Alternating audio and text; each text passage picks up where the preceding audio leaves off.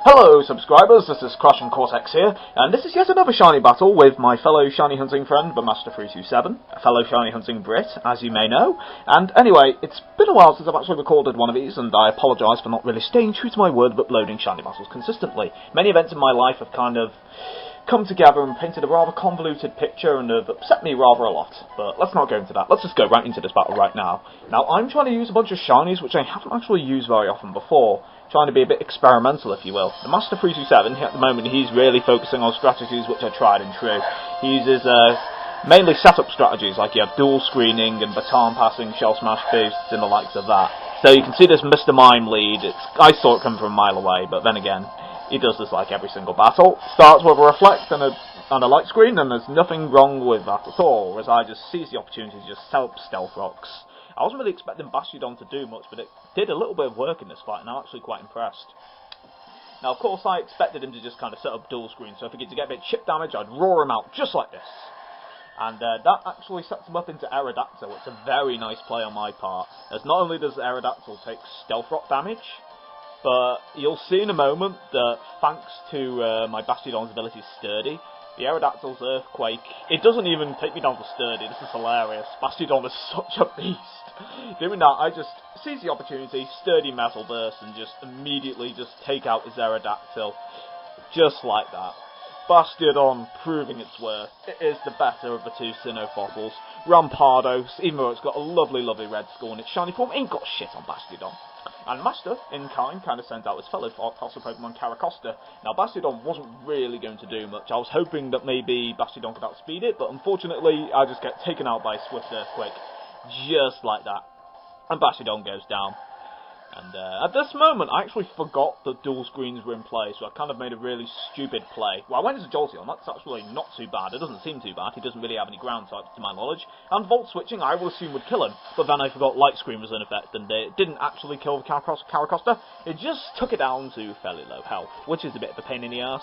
So I had to improvise and kind of just send in Togekiss, praying to God he didn't just predict me in Stone Edge. Thankfully he didn't, and the Earthquake just completely sort of missed its mark. And Caracosta, he didn't switch out, but then again, Master isn't really one for switching out. He prefers a strategy of just sort of letting the boost pile on and letting Pokemon pull their role. The Dazzling Gleam does take Caracosta out, but Master is far from out in this game. He still has quite a lot of mons which can do work. He can just kind of get in there and use. And he sends him his main setup, a Baton Passer, the Shell Smashing Gorbis. This thing is a bitch to deal with. And I made a really stupid play here. I could have easily negated the Shell Smash boost by using Thunder Wave. A Togekiss actually had Thunder Wave, and I should have done that, but I didn't. I just go straight into Jolteon, just thinking, oh, and then I did it, and then I was like, oh, God, no, what have I done? I've lost this game right now.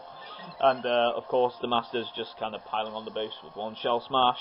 He could have easily passed it to his Mega Medicham, or had it been alive, his Aerodactyl, and it would have destroyed me. But Jolteon is such a fucking beast that it manages to still outspeed the Gorbis after a Shell Smash, and one-hit KO it after Light Screen. Choice Specs Jolteon, pulling through. I didn't tell Master it was Choice Specs, but I figured he might have known. But yeah, Jolteon is such a beast. However, Eviolite Porygon 2, tracing the Volt Absorb means I can't really do anything to it, and I'm forced to switch out, which I would have done anyway in all fairness. It's Porygon 2 is a pain to deal with. The only thing I could do a lot of damage to it with was Weavile, as it had a fighting move in the form of a Low Sweep. I should get Low Kick, but I'm a bit lazy at the moment. He subs up, and that kind of worries me, since I was worried that he might just continually substitute and waste my PP and recover and all of that. So I just want to knock off his Eviolite and just make him less bulky generally, so that he's less of a pain to deal with. Whereas in the end, all the Porygon 2 really does to my Weavile is just sort of Toxicate. Does a bit of chip damage, but Weavile, Life Orb Weavile, doesn't really care too much about chip damage. It's there to kill and get killed. That is Weavile's role in this game and in many other games. So yeah, Master just kind of switches out the Porygon 2, as you do, and goes into Medicham, hoping that the Mega Stone on the Medicham means that knockoff will do less damage. That, I will just say, is not the case. This is a bold-natured shiny Weavile, and that knockoff does over 50%. Rid-fucking-diculous. And Medicham, however, was a huge mental threat. I was very, very scared that Master would just continually fake out me and just completely wreck me. And I didn't know fake out was actually only 1 PP. I had to research that, and then I just used Ice Shard so that I could hopefully override the fake out and deal with Medicham as it is. But he switches out to Mr. Mime, which I don't really understand. Apparently later on he told me that his Medicham might not have Fake Out, though Master's a cheeky bugger, so I can't really tell whether to trust him or not in that case. Weavile was a beast. Weavile really threatened his team. Knockoff Weavile did a huge amount of damage to a lot of the threats which were in play, and the ones which I already killed, with the exception of Gorbis, Weavile could have also dealt with, so his team was quite Weavile weak, but at the same time it kind of worked in my favour, because all the same, Weavile is just a massive threat, even if it's bold-natured, don't get me wrong.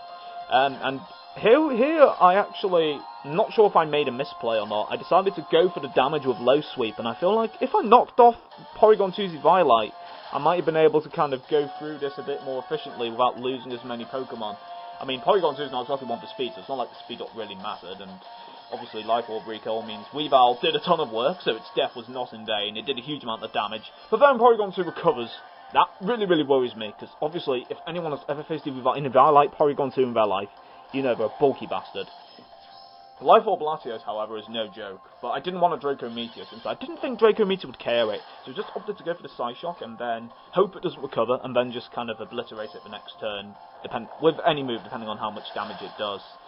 And, yeah, that happens to be the case. The Psyshock does a high amount of damage, much more than I expected, so a second one can just take it out willy-nilly like this. So that Porygon 2, down a Rooney. And in the end, Master doesn't have many Mons left. He only has his Mega Medicham left. And it hasn't even Mega Evolved, so that's pretty funny.